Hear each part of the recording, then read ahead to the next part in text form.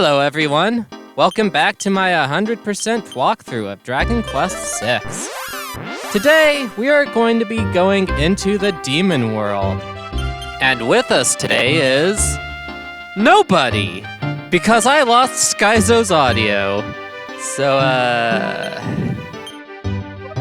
So some more equipment feng shui here. The Spear of Grakos actually casts buff on you when you use it as an item. So we're gonna put that on Lizzie, because she doesn't have any spells of her own, but we still want to get some stat buffs on her. The Thunderbolt Blade is going back on Terry. It's the weapon he came with, and it casts Sap when used. Zap. And we're gonna give him the Sage's Stone and the Sands of Time, because he is by far the fastest one in our party, especially with the Meteorite Bracer. And we're also gonna give him Hela's Armor, so he can drop his agility to 0 when needed. That is just in case I need him to go after the opponent, like say I know they're about to use a big attack, or something like that.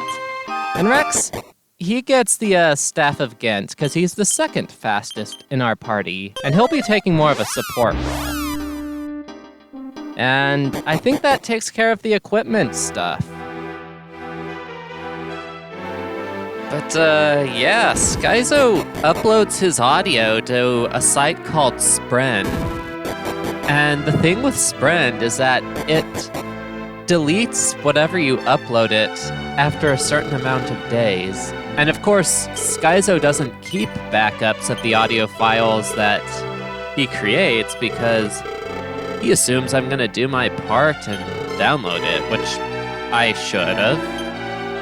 But I just waited too long for it, and the audio just went poof. It was just gone. So, like, I thought about just having him re-record, I mean. But, one, I didn't think that was fair to him, and two, you know, I'm the one that does most of the talking throughout these episodes anyway.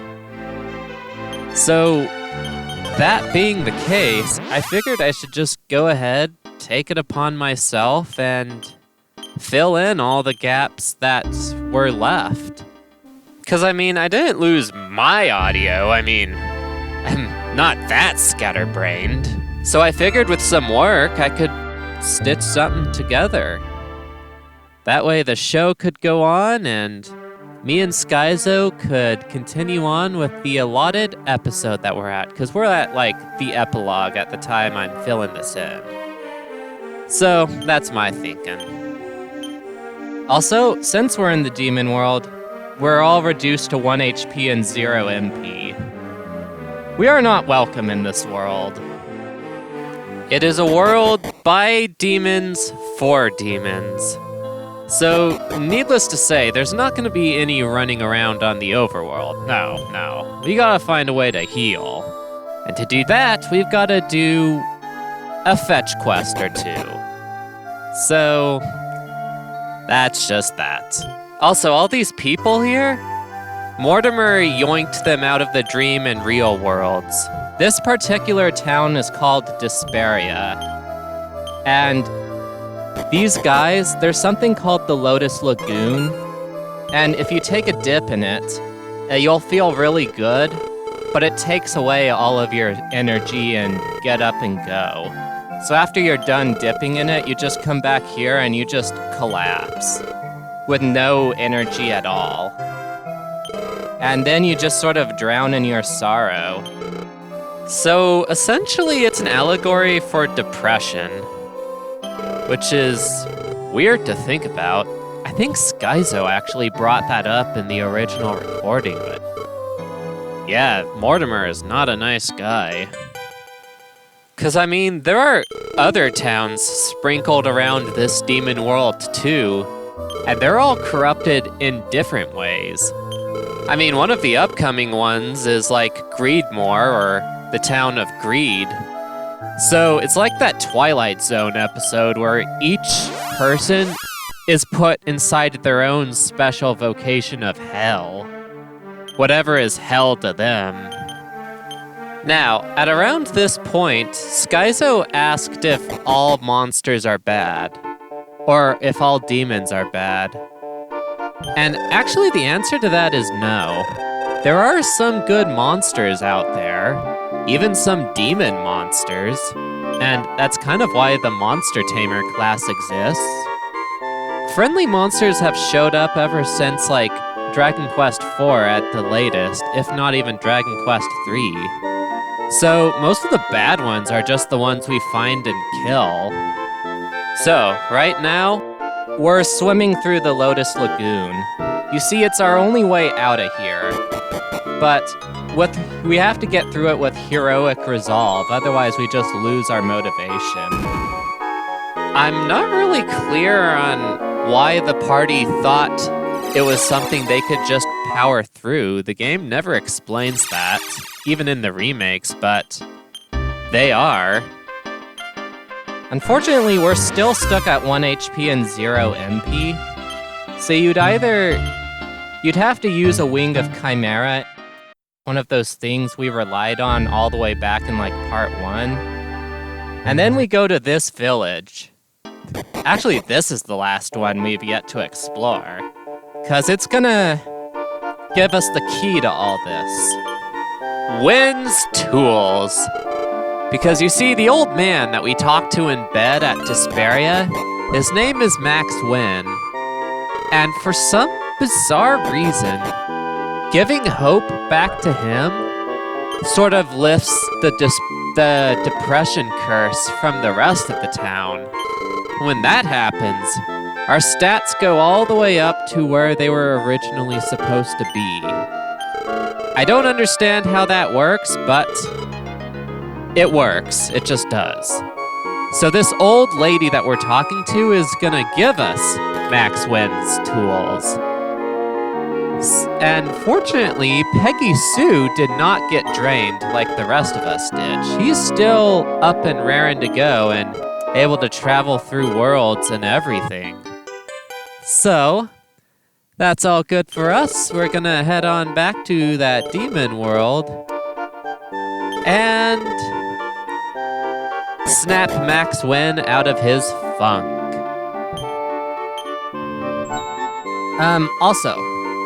One thing I should note, like the defense seed, if you see me using those on Carver, you may think it's strange because it'll show a boost, but if you look at his stats, the stats are all still like 0 or 1. Don't worry, I'm not wasting the stat seeds by using them in this condition. The boost will show up after we fix our stats back to normal. Also, coming up on these group of pots, do not check any of them but the upper right one. Because one of the other pots has an unexpected monster in it. And we're still at 1 HP and 0 MP, so we will literally just die. Actually, I think it might be possible to beat it if we use stuff like the Thunderbolt Blade and Fire Claw, but still, it is such a mean trick. Do not fall for it. Alright. Anyways, this old man. One of the other things he'll do for us, aside from setting our stats back to normal with his hope, is he'll offer us 3 choices of equipment for him to forge. He'll give us the choice of a shield, a helmet, or some armor. And first of all, the helmet is worthless. Do not pick that option. It just gives a boost to defense, and defense always means less and less the further you go into each Dragon Quest game, because the endgame enemies start using magic and all that. So, the shield and the armor, the shield takes 15 points of damage off fire, frizz, sizz, and bang type damage. If you don't know what all that is, it's basically most of the damage types that the final bosses are going to be throwing at you, so it's really good. And it's also one of the only shields that Lizzie can equip that's better than the dragon's shield. The armor is sort of neat too, but it doesn't offer nearly the amount of resistance. It just resists fire and ice, which is good, but ice isn't that common amongst the final bosses. So definitely get the shield. And now prepare yourself for a really, really long fast forward. The longest you'll probably ever see, because we are selling off all the stuff we don't need. Because the stuff we're gonna buy is pretty pricey. The first one of those is the Silver Shield, which is basically just a strict upgrade to the Shield of Max Wynne. It resists the exact same thing, but does it better. And it has more defense. Only real downside to it is that Lizzie can't equip it, which is why the Shield of Max Wynne is so good for her. And after that, we're gonna save the rest of our money for something called Hella's Hammers. You'll see that in a future episode when they become needed. And also some Yggdrasil leaves, which we can also buy at a casino in Greenmoor. Also, sorry if there isn't a lot of action. It's just this is our first foray, and we have to lay low for a bit. So no dread fiends today. That's next episode. So look forward to that one. Now this is Greedmoor. Instead of depression, everyone gets inflicted with insatiable greed, to the point where they're willing to kill each other over a treasure called the Sage's Treasure, which we will find in this forest. It is said that underneath this lake is the Sage's Treasure, and these people, they're all desperate to get it. And we have to say yes, we would sell our souls for some reason, one of the game's otter sequence triggers. And there are two ways you can handle this. One, you can go down the closest path and see everyone kill each other, at which point you'd fight a mini-boss, defeat him, find an empty chest, some booming laughter, and then you'd get sent back to the beginning. Or we can do what we're gonna do and take the far path, not get anyone killed, and snap all these people to their senses. I thought of showing off the mini-boss, but he's really easy. Like, he is not a threat at all. So if you want to learn more about him, just check out the text walkthrough I always link. And now they see that it's empty, and they were about to kill each other over literally nothing. They have an epiphany, and now they're gonna change their ways. Again, not really sure just how it was that easy, or how they even wound up with such a twisted sense of morality to begin with. It could be that Mortimer just snatched people who already had these natural weaknesses out from the real world and clustered them all together in a sort of echo chamber or something like that. Or he could have just, like, put some kind of spell on him to magnify their worst traits.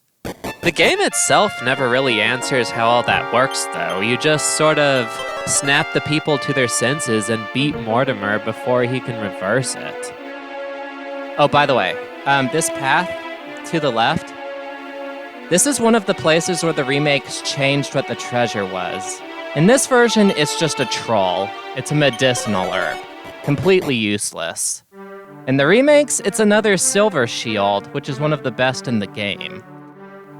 So take note of that if you're playing the remakes, otherwise just do what I did and ignore that path. Now then, here is another helpful old man hiding out in the well.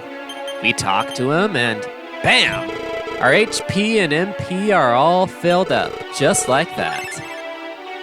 I'm not sure how it's possible for the man to lay low in the demon world for so long, or how he was even able to escape from any of the other towns when he was presumably yoinked here against his free will, but, well, I guess this game's all about mysteries, isn't it? Now, this is our next destination, but we've got some unfinished business in Greedmore. So we're gonna return to there and get another of the game's best pieces of armor, along with 2 of its most useful weapons, the Hellas Hammer. These hammers always score critical hits when they land. The downside is they're also very inaccurate. It's less than a 50% chance of actually hitting the enemy. However, Focus Strength has a hidden property to where once you use it, your next attack will always land. And that negates how wildly inaccurate the hammers normally are. And these are critical for the final boss, because he can cast buff on himself and just make himself, like, invincible. So be sure to have 2. And this is the Dragon Robe, something that only Lizzie and the hero can wear. And the hero already has his armor of Orgo, so he doesn't need it. And the Dragon Robe, it resists everything by an absurd degree, or more absurd than the others. It is really good, especially when it's on Lizzie, because she already has super good resistances just built into her. She even keeps those in the remakes, unlike most of the rest of the human characters. So you supplement that further with the Dragon's Robe, and she just takes so much less damage than all the rest of the guys, even against the final boss. So she is incredibly helpful as a tank and as someone who can use the hammer. And here's a Seed of Strength. Not strictly necessary, but helpful. Now, that's all for this episode. Have a nice day, everyone, and God bless y'all.